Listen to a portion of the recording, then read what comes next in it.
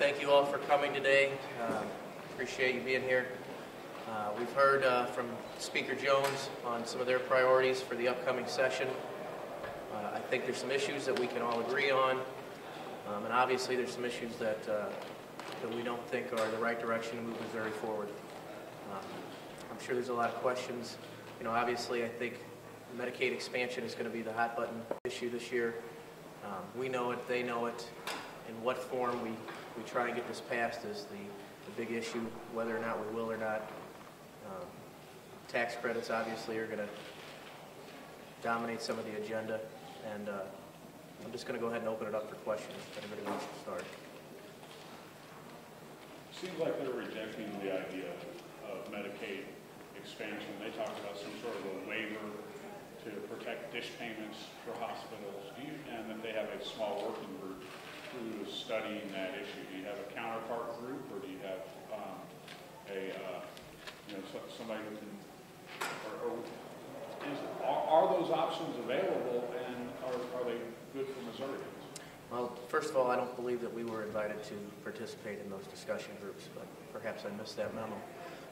Second of all, I don't believe that another option is what's right for Missouri. I think that expanding Medicaid is the right thing to do. I think putting 220,000 more Missourians, giving them access to health care is the right thing to do.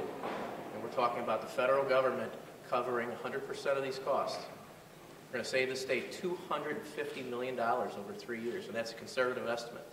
I think that's the right thing to do. But what they're saying is that by not doing this, Missouri does a responsible thing, prevents the federal government from borrowing $2 billion a year to pay for it, and long-term impact of that is adding to the deficit and the interest that will have to be taxed out of Missouri at some point because the federal government isn't paying for itself. Why should we accept money that the federal government is going to have to borrow that future Missourians are going to have to be taxed to pay back? Well, first of all, the Affordable Care Act is in place. Other states are going to get this money if we don't get it.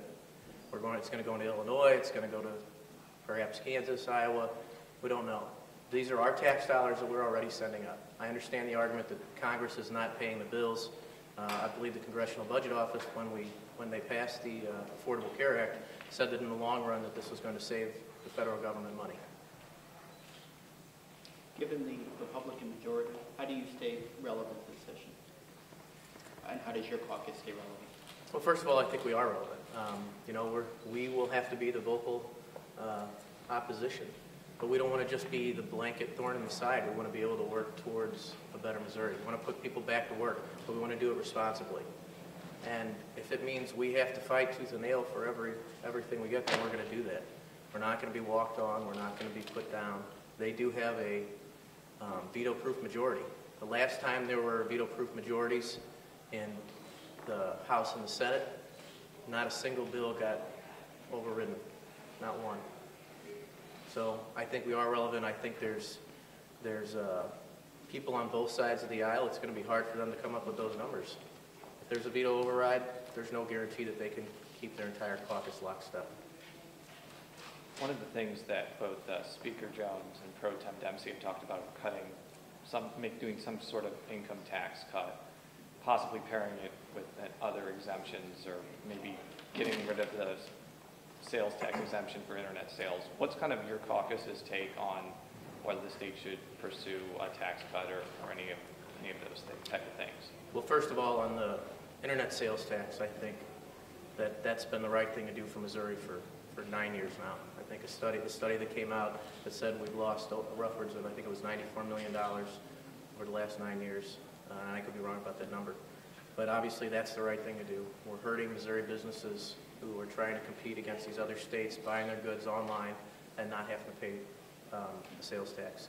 Second, on the income tax issue, Missouri is already one of the lowest income states,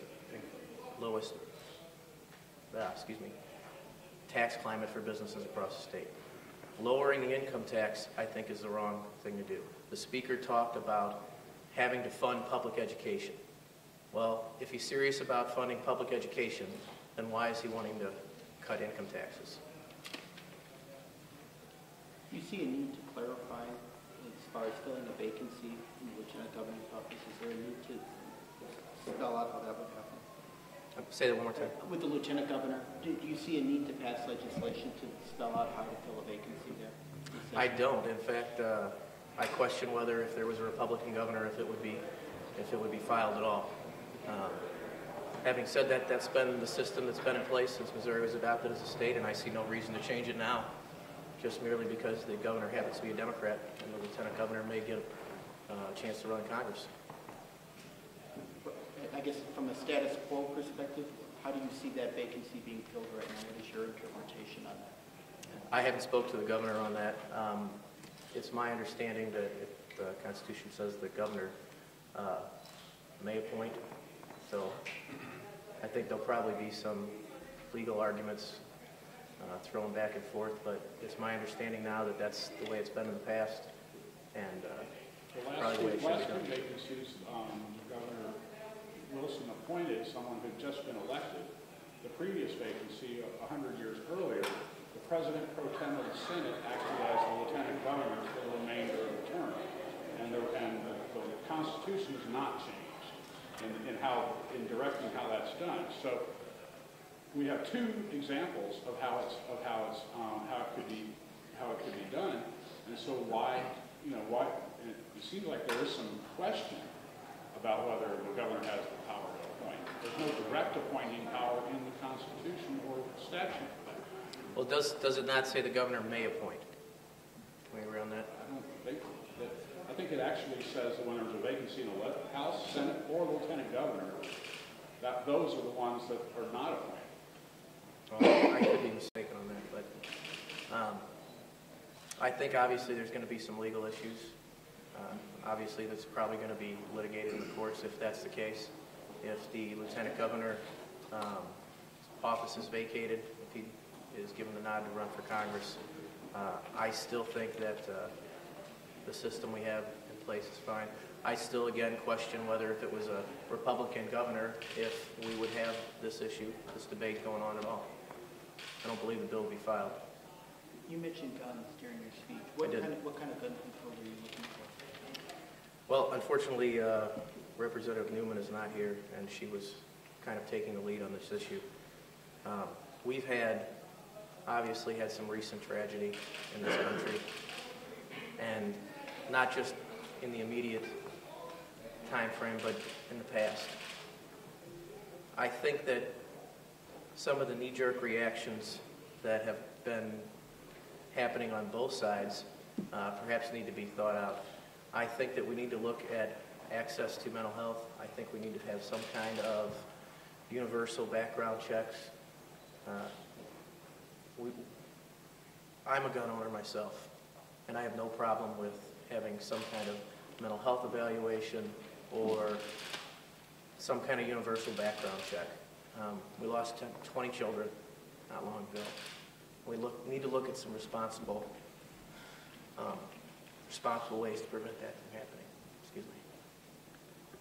There's one Democratic vacancy and there's one Republican vacancy in the House. Correct. Do you want the governor to call special elections for both of those as soon as possible, or would you rather have the Democratic one filled first and the Republican one pushed 3,000 years from now? Exactly. Sure, that'd be great.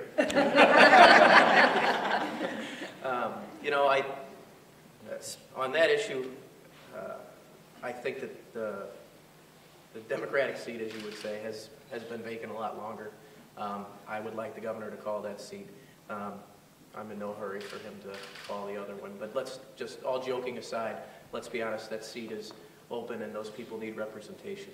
So I think the responsible thing to do, whether or not we need the seat or not, is to have representation in that seat, in all seats. And on that note, I will say that we House Democrats, Representative Beatty and myself, we filed a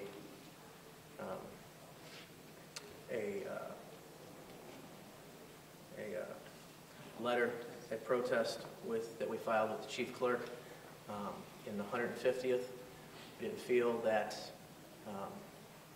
Mr. Hampton should have been seated pending litigation of that seat. I believe it's at the Supreme Court now. I don't think that that seat should have been filled, and we have made our protest known to the House. What is the, not having dealt with one of these, what is the effect of the protest? Is that just to put your concerns on the record, or what? Yeah, we did not agree that he should have been seated. That election is being contested. All of the courts have said that we need to have some form of another election, whether it be in 2 precincts, 3, or now, I think the appeal is to where there should be whether or not there should be a total revote of that election. Mr. Hampton has never once said in the press, through any statement or not, that he doesn't disagree that there should be another election. The issue is whether or not it should be an entire state rep election or if it should just be in certain precincts. What I would say to that is, obviously, everyone knows that there were voting irregularities, that mistakes were made, and that we need to have a new election. So I question whether we should have had that seat sworn in on the House of Representatives floor when we don't have a valid election. During the last session, when I guess you had 105, 106 Republicans, there were two instances where Republicans were still able to override a veto. If it drops down to 108, either because Tom Todd comes and wins, or because the governor appoints somebody else, is there going to be any practical advantage of overriding a veto, or is it really going to depend on the individual issue? Well, I think it depends on the issue. Certainly, we both have ideological stances amongst our parties. If it's something that their entire caucus can get behind, then surely that's something that's going to happen, I think. But on some of these other issues, some things that were proposed, I think that you're going to have a lot tougher time. So I think it kind of depends on the issue. Anybody else? Okay. Thank you all for coming.